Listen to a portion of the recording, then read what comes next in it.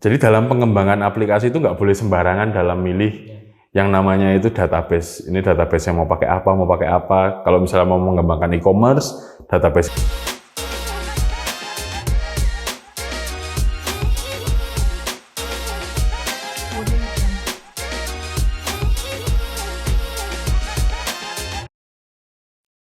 Selamat datang di Ajari Aku Suhu. Ini episode pertama kami. Di sini sudah ada Suhu Musli yang akan menjadi suhu saya dalam mengajarkan saya bagaimana itu database.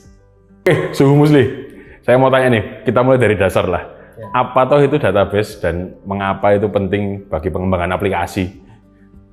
Ya, sebuah database sendiri itu sebenarnya adalah kumpulan dari data ya. Jadi data yang terstruktur dan terorganisir, di mana dari sebuah database sendiri dia itu bisa memastikan integritas data, keamanan, dan juga skalabilitasnya. Oke. Jadi untuk setiap aplikasi itu database itu menjadi hal yang sangat penting ya. Karena untuk aplikasi pasti ya kita harus memikirkan gimana keamanannya, gimana integrity dari data tersebut, terus ya scalability juga. Oke, terus kalau misalnya di analogi ini pakai kayak kegiatan sehari-hari itu kayak gimana tuh? Kayak gimana sih database itu tuh? Ya, database itu mungkin simpelnya seperti ini ya, kayak kita punya rak, bisa rak kan dia bisa menyimpan apapun, kita bisa masukin apapun. Misal kita taruhkan di situ sebuah buku.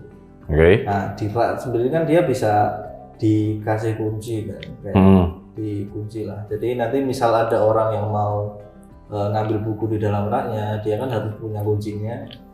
Dia bisa oke. Otorisasinya juga berarti ya, Pak Musli, bisa diatur di database bagian itu. Itu tuh bisa diatur kayak, kan itu kan rak kan katakanlah satu tabel tuh Pak Musli.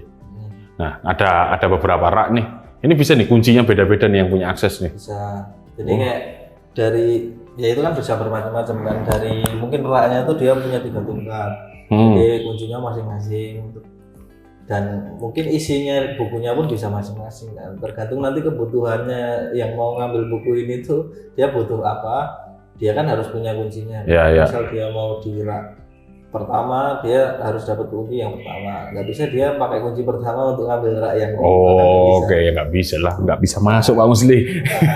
Karena kuncinya memang udah beda. Ya, semacam itu untuk ya mungkin analoginya seperti itu untuk database. Oke, thank you. Terus buat pertanyaan kedua Pak Musli, ini apa namanya? Kan kita tahu nih, database kan ada banyak ya macam-macamnya, ada SQL, ada apa namanya? Ada PostgreSQL, MySQL, terus ada juga apa? NoSQL tuh.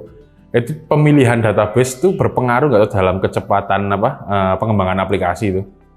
Ya, sebenarnya itu pemilihan database itu tergantung dari kebutuhan aplikasinya sendiri. Jadi biasanya tuh kalau kita memilih sebuah database, kita lihat tuh fungsi dari aplikasinya dan nanti akan dipakai untuk apa sih ini aplikasi. Oh, beda-beda berarti peruntukannya antara e-commerce kah ataupun buat logistik, itu bisa beda-beda berarti? Ya, bisa beda-beda tergantung kebutuhan juga. Soalnya kan kita ketika membuat aplikasi pun kita harus tahu kan nanti data apa aja yang bakal disimpan. Nah, itu kebanyakan untuk data yang dia transaksional. Jadi kayak misal dia punya data transaksi seperti itu. Ya biasanya pakai yang database yang tipenya relasional. Oke. Terus untuk yang mungkin nggak butuh relasi, jadi kayak cuman buat nyimpen doang gitu, itu biasanya yang non relasional, biasanya disebut SQL sama NoSQL. Oke. Ya ada case-nya nggak, Pak Musli? Jadi kayak apa namanya? Aku mau pakai NoSQL ini saat mau mengembangkan aplikasi apa sih kayak gitu? Atau pakai SQL itu saat mau mengembangkan aplikasi apa? Ya mungkin kalau untuk yang NoSQL itu kebanyakan kita bikin untuk website ya. Kayak website kan biasanya cuman dia nyimpen data master data doang. Landing page gitu lah berarti. Ya kayak page. Jadi kayak cuman data-data yang nggak butuh transaksi yang rumit-rumit gitu loh. Oke. Jadi kayak ya udah kita cuman nyimpen data, ya kayak cuma master data terus ditampilin aja di website. Oke, berarti apa kalau buat NoSQL tuh jarang banget lah yang pakai itu untuk transaksional data itu. Apa? Jadi kayak misal kayak kita punya aplikasi e-commerce kan dia ada keranjang, terus Betul. kita bisa check out aplikasinya. Terus kita bisa ya macam-macam untuk pembayaran dan mungkin pengirimannya. Jadi kan kalau udah transaksi yang seperti itu kan rumit gitu. Biasanya orang pakai SQL. Nah itu lebih jelas. Jadi tiap datanya tuh punya relasi masing-masing. Oh, jadi kalau misalnya orang mau buat e-commerce terus dia taunya pakai NoSQL itu kayak menggali kuburannya sendiri ya, Pak? Sebenarnya bisa, tapi kurang optimal. Oke, Pak Musli, buat apa? Pertanyaan selanjutnya nih. Ada nggak tuh tantangan tersendiri nih dalam pengembangan aplikasi menggunakan database ini nih? Ya, mungkin ada beberapa poin sebenarnya yang bisa jadi tantangan ketika kita memilih database. Pertama itu bisa dari sisi security-nya. Jadi kita harus menentukan tuh database tuh bisa mengakomodir semua kebutuhan kita, terutama untuk akses dari data yang ada nanti di database. Itu kan kita harus pertimbangkan juga. Terus lagi itu ada terkait scalability-nya, dimana itu kedepannya kan ya kalau untuk aplikasi yang berjalan kan nggak mungkin datanya stagnan, jadi kayak pasti berkembang terus. Kita harus memikirkan database yang kita pilihin itu bisa nggak kita scale lagi, jadi jangan sampai mentok di situ terus aplikasinya mati kan nggak mungkin kan. Bisa ya ada kejadian gitu ya, katakanlah mentok nih database ini terus sampai buat aplikasi itu mati. Ya ibaratnya itu kalau komputer pun kalau dia loadnya penuh kan juga nge-hang kan. Sama aja servernya juga Oke. Jadi kalau misal RAM-nya penuh atau CPU-nya penuh juga pasti nge-hang lah. Nah, kalau misalnya gitu apa tuh yang bisa dilakukan tuh supaya katakanlah dia nggak nge-hang nih aplikasinya nih? Ya paling untuk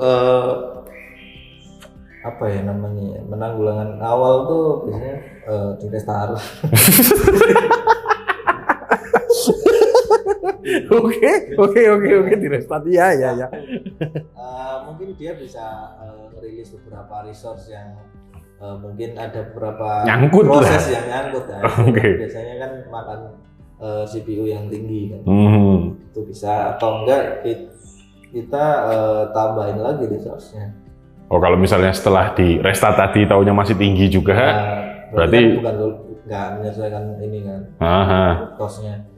Bisa kita tambah resource atau kalau dari sisi app-nya yang problem kita bisa coba optimize. Kalau sisi app-nya yang problem itu kayak query yang terlalu lama? Iya, kayak proses-proses yang kayak mungkin berulang, terus kayak makan koneksi ke database yang tinggi. Jadi proses-proses yang berat-berat itu bisa kita mungkin diganti lah. Performance-nya diperbaiki lah ya. Improve performance-nya. Oke. Karena kan nggak selalu meningkatin resource itu bukan jawaban. Bukan jawaban, karena ya kan impact-nya pasti banyak kan. Iya, cuma nambah biaya tahu-tahu nanti. Dan belum tentu kan kayak ya pasti ada downtime juga. Misal dia servernya tuh ada ini ya, kayak misal server yang on-premise gitu kan, PC fisik gitu kan, pasti kalau kita mau nambah RAM atau nambah ini kan harus matiin. Ya betul, harus matiin. Tapi ada ini nggak sih tuh? Ada perbedaan nggak sih kayak pemakaian server on-premise sama yang di cloud ya untuk penggunaan database ini nih? Mungkin lebih ke ini ya, bedanya itu kalau on premise kan dia karena servernya fisik, kita yang manage itu biasanya tuh langsung ke hardware-nya. Beda kalau kita pakai cloud tuh dia biasanya udah virtual semua kan. Jadi kalau misal kita nambah tuh kemungkinan downtime-nya itu lebih kecil. Kayak misal kita nambah resource atau apa. Dia aku pernah dengar juga sih. Jadi kalau misalnya kita pakai cloud nih, ada kalanya ketika dia penuh, dia bakal nge-spawn lagi yang baru, begitu, pot yang baru. Ya, beberapa ada teknologi seperti itu. Oke.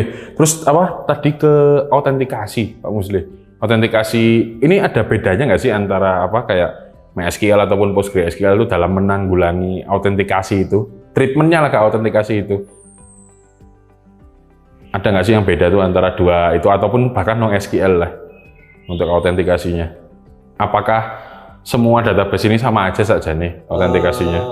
Ya, biasanya tuh yang membedakan tuh lebih ke level-level ini ya autentikasinya ya. Soalnya kan dari data kan nggak mungkin dia cuma ada autentikasi yang levelnya itu cuma akses ke database saja. Ada juga untuk dia autentikasi untuk per tabel yang ada di database. Jadi per datanya bisa dikasih, misal kasih akses lah.